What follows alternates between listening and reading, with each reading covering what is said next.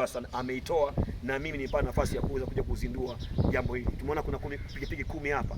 5 zitabaki hapa mkoani na mimi nasema kwa niaba ya Mheshimiwa Mkuu wa Mkoa Halima Dendego, na 5 zinakwenda sasa kwenye CBUSO kule vijijini. Hii ina maana kwamba pale ikitokea tu uharibifu wa miundombinu ni kwamba wanafika na kuweza kuhudumia. Wito sasa wa Mheshimiwa Halima Dendego ni kwamba kanielekeza niwaambie watumishi wetu ambao hatuna shaka nao, sababu tumeona wanafanya kazi nzuri. Moja, ikitokea tatizo wana pikipiki hizi waende wakahudumia wananchi haraka iwezekanavyo katika maeneo yao.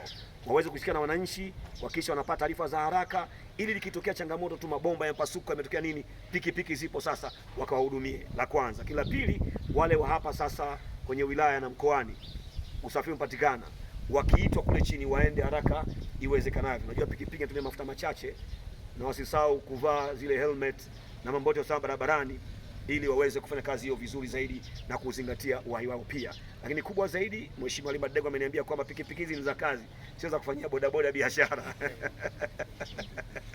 Najua hilo aliwezi kutokea, ni kukumbushana tu. Wakati mwingine usije ukaiacha pikipiki akatumia mtu mwingine, itakuwa ni jambo ambalo sio jema sana. Kwa hiyo tukafanye kazi hiyo. Lakini lingine, tumepata hizi spana na ni seti, ni kwamba haitakosekana si namba ngapi, maengineer wanafahamu, zitunzwe, maana spana moja kupotea inaweza kuwa ni rahisi.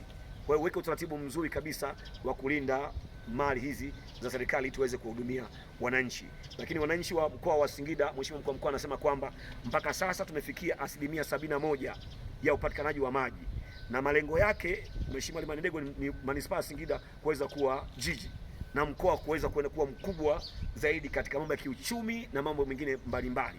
Sasa mpaka 2030 tunatakiwa kufikia 90%.